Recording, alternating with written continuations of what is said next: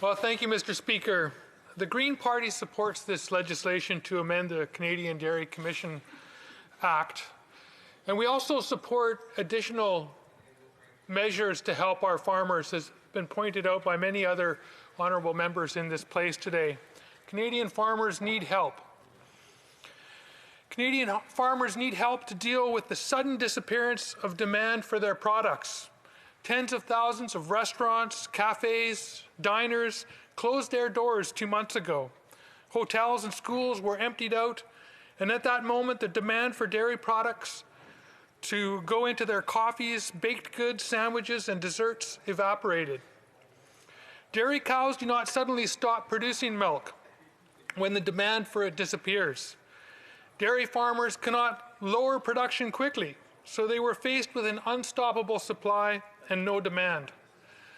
There was some milk that was dumped, but instead of dumping it all, dairy producers across the country have donated hundreds of thousands of litres of excess milk to those in need. The Dairy Farmers of Canada have announced that producers have committed to donate $10 million of dairy products to food banks across the country. Dairy producers have also donated hundreds of thousands of dollars in cash, and I applaud them for their support to feed people in need. The Green Party does not like to see anything wasted. We believe in the idea of a circular economy where nothing is wasted and every product has a full life cycle. So I can tell you that we would not like to see dairy products dumped needlessly. Dedicating more federal funds to help with storage of butter and cheese is an important way that the government can support dairy farmers and avoid wasting valuable food. Unfortunately, the trouble for Canada's farmers and for food security in this country did not begin with the COVID-19 crisis, and it will not end when restaurants and cafes reopen. The average age of a farmer in Canada is 55. Most aging farmers who have been surveyed report that they have no succession plan for their family farms. Families that want to transfer farms between generations should be able to do so without facing a huge tax bill. This is something we can also fix.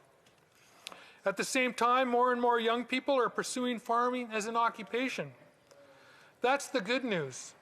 The bad news is that unless they grew up on a family farm and intend to take over from their parents, many young farmers have great difficulty accessing land to farm.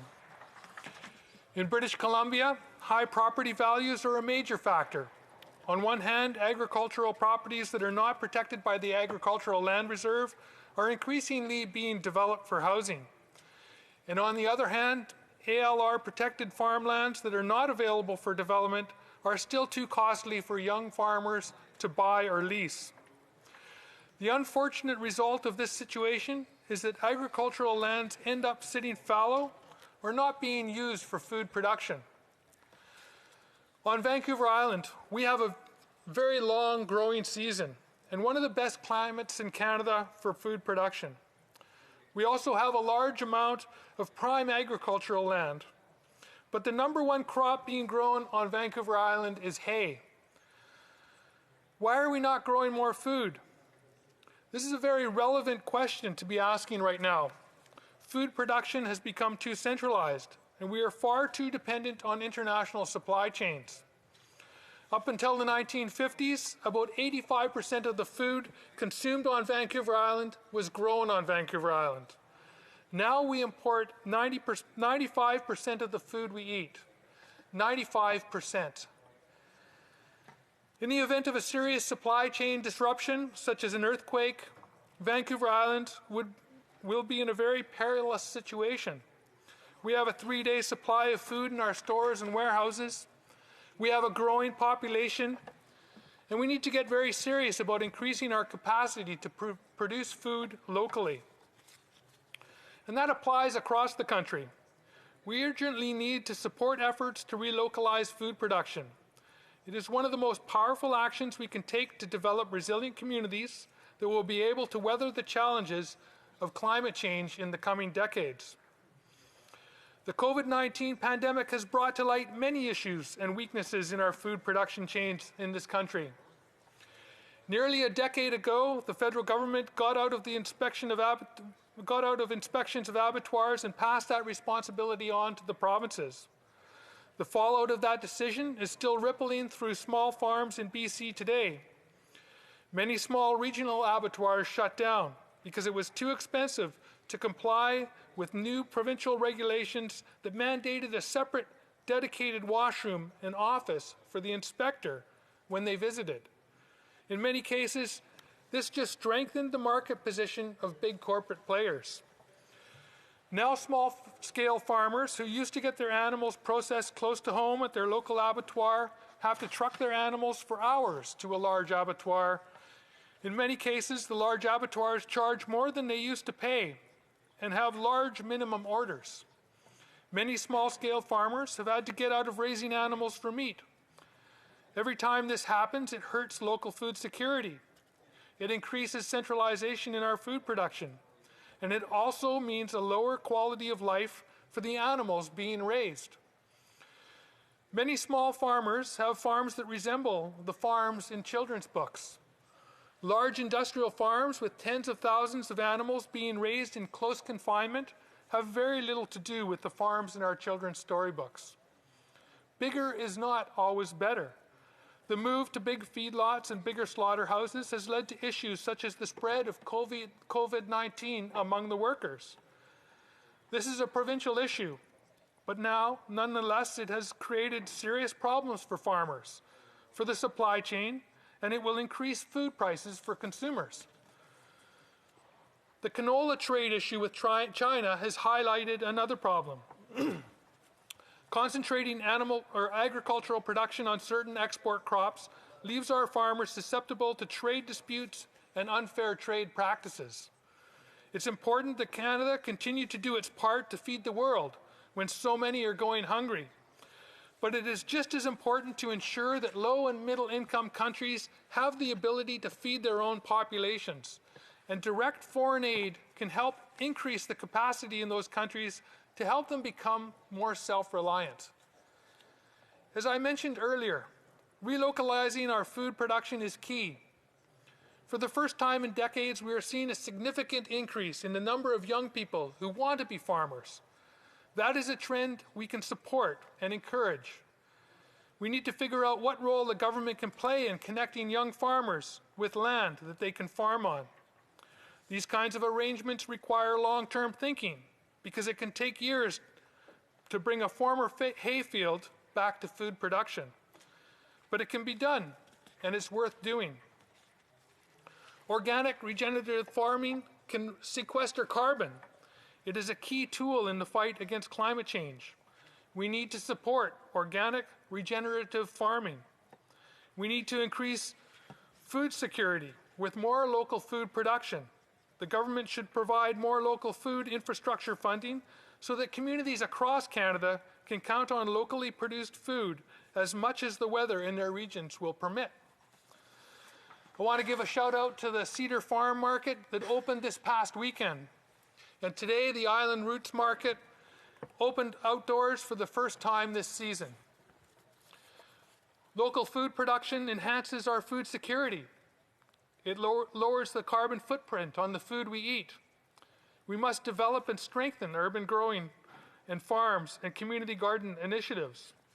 This has been shown to create good employment as well as nutritious fresh produce and fruit for people living on low incomes. Prior to being elected, I worked for a local nonprofit, Nanaimo Food Share, and I did skills training for people with barriers to employment and people with diverse abilities. And we worked with them with food. We taught them how to grow food and how to cook food and what nutritious food was all about. And we got them jobs in areas of food production, working on farms, working in processing, working at grocery stores and in restaurants, and engaged them in the process of, in all of those aspects related to food. And I remember being in the van with a group, we're going to the farm, And a young First Nations fellow said to me he didn't want to go and work on the farm that day. He wasn't interested in a job on the farm. And at the end of the day, after spending the day out in the open air, planting and digging and working with his comrades, he said to me he really wanted a job on the farm. And so I got him a job on the farm, and he really enjoyed it. He loved it. And other young people that I work with also love working on those farms. They love, feeding the chickens and taking care of the animals, planting crops and watching them grow and taking care of those things. And so, there's a lot of young people that benefit from that. The urban farms that we have in our community grow a lot of local produce and fruit, which goes into a good food box that Food Share supplies, and it goes to low-income families, it goes to seniors, it goes to students, it goes to people with diverse abilities, because nutrition is key to health, to mental health, and to our well-being. And these young people with diverse abilities who face challenges in their life felt a sense of pride in helping other people in their community that face challenges. They were proud to step up and help other people. Mr. Speaker, I stated earlier that the trouble for Canada's farmers and for food security in this country did not begin with the COVID-19 crisis, and it will not end when the restaurants and cafes reopen. The sad reality is that a very large number of restaurants and cafes will never reopen. Those closures will have a ripple effect and negatively impact suppliers, such as dairy farmers. Many restaurants and cafes were operating on very thin profit margins, and in some cases, newer restaurants were operating at a loss while they worked at building clientele. Many of the restaurants are very dependent on tourism in the summer months. Summertime is the high season for them, and the time when they can make the money that gets them through the rest of the year. The dairy industry and many other industries depend on the restaurants and hotels getting tourist business. The tourist industry is also facing tremendous uncertainty. Tourism employs more Canadians across the country than the oil and gas sector does. The prospects for tourism operators this year are grim. Hotels, motels, tour operators, fishing charters, these are only a few of the businesses in my riding that might shut down forever. Again, widespread closures would negatively impact businesses that are intertwined with tourism, like the restaurant industry, like farmers. We need to make sure that these businesses are supported in order for them to weather this storm and survive to next year's tourism season. We should also start thinking about marketing strategies to increase domestic tourism. Our country is going to have to be creative as we come out of this crisis.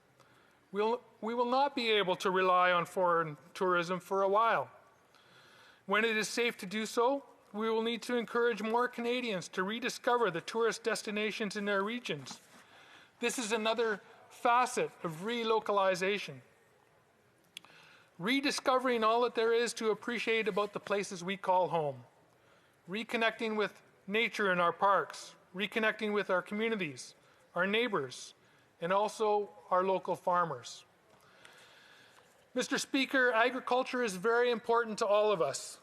No matter what we do, what kind of occupation, pastimes, passions we have. As my good friend Farmer Brown likes to say, we all eat for a living. Thank you.